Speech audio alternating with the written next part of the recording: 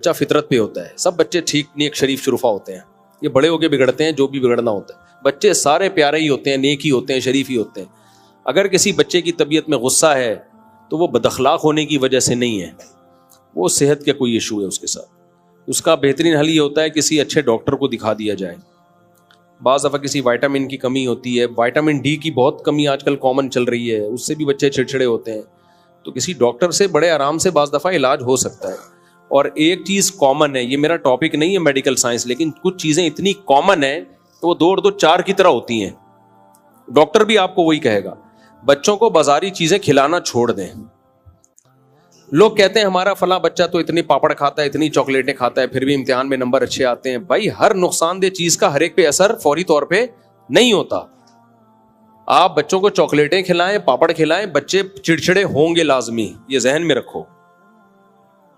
میٹھا بہت زیادہ کھلا رہے ہیں, چینی بہت زیادہ کھلا رہے ہیں, وہ لازمی چڑچڑا ہوگا, اس کی صحت ٹھیک نہیں ہوگی. جیسے اسلام میں 5 نمازیں فرض ہیں, اس میں کسی کے اختلاف ہے؟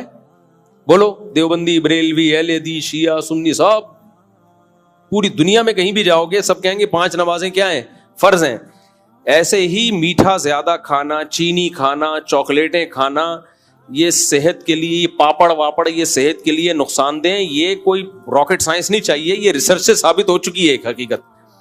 بڑا بھی کھائے گا اس کا بھی بیڑا غرق ہوگا, بچے کھائیں گے اس کا بھی بیڑا غرق ہوگا. اب لوگ کہتے ہیں بچے کو بھوک لگ رہی ہے تو کچھ تو کھلائے نا, ابھی کھانے میں دیر ہے تو یہ پاپڑ کھا لے. وہ میرا بچہ بھی پاپڑ کھا رہا ہے, وہ دیکھو بیٹھا ہے, وہ میرا بچہ میرا بیٹھا ہے, وہ بھی پاپڑ ہی کھا رہا ہے, اتفاق سے میری نظر پڑ گئی. تو یہ پاپڑ کھا لے بھائی, تو یہ چاکلیٹ کھا لے, پیٹ بھر جائے. بھوکا رہنے کا کوئی نقصان نہیں ہے, یاد رکھو. بھوکا رہ لے بچہ, کوئی نقصان نہیں ہے. بھوکا رہنے کا کوئی نقصان نہیں ہے, بعد میں کھا لے گا, کمی پوری ہو جائے گی. غلط چیز مت کھلاؤ اپنی جان چھڑانے کے لیے. تو بچے کو پالنا کوئی مشکل کام نہیں ہے, بہت آسان ہے. بچے تو انٹرٹینمنٹ کا بہترین ذریعہ ہیں. بچے اللہ نے خوشیاں دینے کے لیے پیدا کیے ہیں, ٹینشن دینے کے لیے پیدا نہیں کیے. تبھی بچے پیدا ہوتا ہے, اللہ کہتے ہیں 2 بکرے کاٹو خوشی میں. آج کل بچے عذاب بنے ہوئے ہیں کیونکہ ماں باپ ان کو چاکلیٹیں کھلا رہے ہیں اور چپس کھلا رہے ہیں. اور یہ جو چپس ماں باپ بچوں کو صبح ناشتے میں بنا کے دیتے ہیں, آلو کے چپس تیل میں تل کے, یہ زہر ہے میرے بھائی بچے کے لیے. اتنا اس میں نشاستہ ہوتا ہے, اتنا کاربوہائیڈریٹ ہوتا ہے, اس میں منرلز تو ہے نہیں. وہ تو آپ نے تل کے ان کا تو بڑا غرق کر دیا بالکل. آلو ویسے کھلا دو, بوائل کر کے ویسے کھلا دو آلو ان کو. تو وہ چڑچڑے ہوتے ہیں, ان کی خوشیاں چھین رہے ہو آپ ان سے. تو اس لیے اس پہ کنٹرول کرو میرے بھائی. میں ایسے مالدار گھروں کو جانتا ہوں, اللہ نے بہت پیسہ دیا ان کو, لیکن نہ انہوں نے سیریلیک لگایا, نہ پیکنگ کا دلیا لگایا انہوں نے. وہ کیا کرتے ہیں, روٹی کو گرینڈ کیا, چھوٹے بچے کو نا, اسے دودھ میں ڈالا, تھوڑی دیر رکھا اور وہ شہد ملا دیا اس میں یا کوئی میٹھا کرنے کے لیے. وہ چھوٹے بچے کو جب وہ دودھ چھڑاتے ہیں نا تو یہ کھلانا شروع کرتے ہیں اس کو. ٹھیک ٹھاک صحت مند بچے ہیں ماشاء اللہ. اب آپ اگر کھلاؤ گے لوگ کہیں گے غریب آدمی. بیوی تانے دے دے کے مار دیتی ہے کہ سیریلیک کا خرچہ بچا رہے ہو, پاؤڈر کے دودھ کا خرچہ بچا رہے ہو, روٹیاں گرینڈ کر کے کھلا رہے ہو. تو اس کو بولو بھائی میں خرچہ نہیں بچا رہا, میں آپ کو کیونکہ مائیں پالتی ہے نا, یہ چڑچڑا ہوگا, صحت خراب ہوگی, میں تو باہر چلا جاؤں گا, میں تو آفس میں رہتا ہوں, آپ بیڑا آپ کا غرق ہوگا. چند دن میں نے خود تجربہ کیا ہے بھائی, بچوں کو باہر کی چیزوں سے بچایا 6 مہینے. اب اس میں بچے کی ماں سے بھی لڑنا پڑتا ہے انسان کو, وہ ہم لڑ سکتے نہیں ہیں. 6 مہینے میں نے باہر کی چیزیں روک دی, ایک چیز نہیں کھانے دوں گا باہر کی. اس میں ایک غلط چیز کھلائی, چینی, وہ اب اس سے روکنا بہت زیادہ مشکل ہو گیا تھا. یعنی دیسی گھی اور میں روٹی پہ تھوڑی چینی ڈال دیتا, وہ بھی نہیں ڈالو چینی بھی. لیکن چلو اب بہت اعلیٰ مقام پہ نہیں تقوی کے جا سکتے تو تھوڑا سا تو 6 مہینے پوری سردیاں آ کے ختم ہو گئیں, بچے کو ایک کھانسی بھی نہیں ہوئی, چھوٹے بچوں کو نہ زکام نہ کھانسی, کچھ بھی نہیں, پوری سردیاں گزار دی انہوں نے.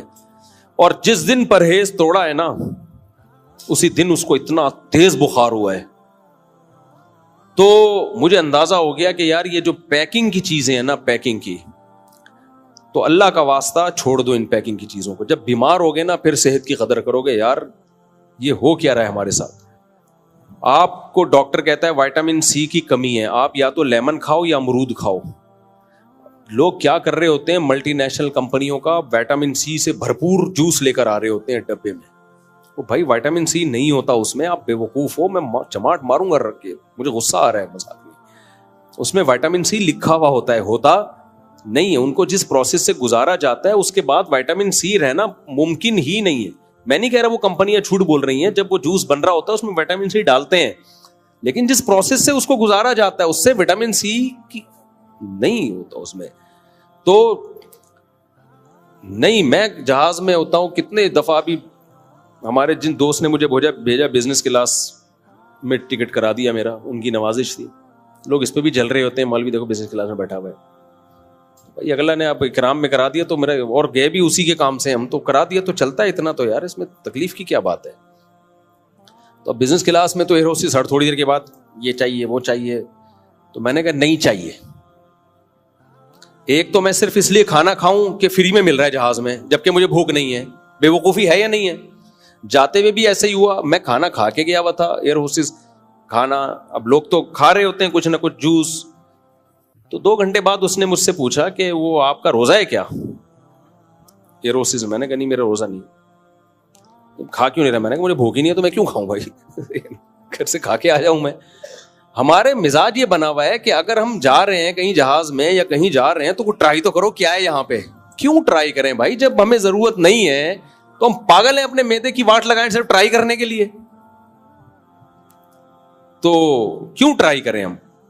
تو جوس پھر وہ, میں نے نہیں, جوس تو سوال ہی پیدا نہیں ہوتا. ہم پاگل نہیں ہے کہ جوس پیئیں بھائی ہم, اس میں وٹامن سی نہیں ہے وہ. اور اس میں جو کمپنیوں کے جوس ہے نا جن کے اندر سنترا نکل رہا ہو, لوگ کہتے ہیں یہ کمپنی میں تو میں نے چیک کیا اندر اس میں باقاعدہ لیمن نظر آیا مجھے, اور امرود کے جوس میں امرود نظر آیا. وہ جوس الگ ہوتا ہے, بعد میں امرود ڈالا جاتا ہے اس کے اندر شو کے لیے. میں نے بہت تحقیق کی ہے اس کی.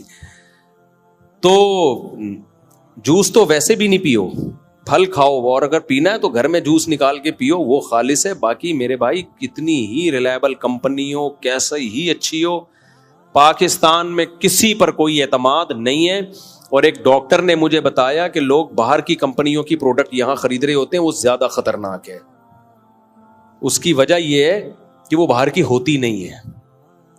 اس پہ لکھا ہوتا ہے کہ یہ میڈ ان جاپان اور میڈ ان فرانس, وہ یہیں لکھا ہوتا ہے. گورنمنٹ نے دیکھو ایک وہ لطیفہ ہے نا, امریکہ نے ایک سوئی بنائی اور چیلنج کیا اس سے باریک سوئی کوئی بنا کے دکھائے.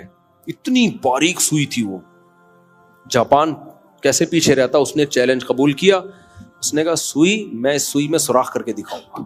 اس نے سوئی میں سوراخ کر دیا. بھائی اتنی باریک سوئی جو کوئی بنا نہیں سکتا, جاپان نے اس سوئی میں کیا کر دیا, سوراخ. پاکستان کبھی پیچھے رہا ہے چیلنج میں؟ پاکستان آیا, اس نے بولا اس نے سوئی بنائی, یہ کیا کام ہے, اس نے سوئی میں سوراخ کیا, یہ کیا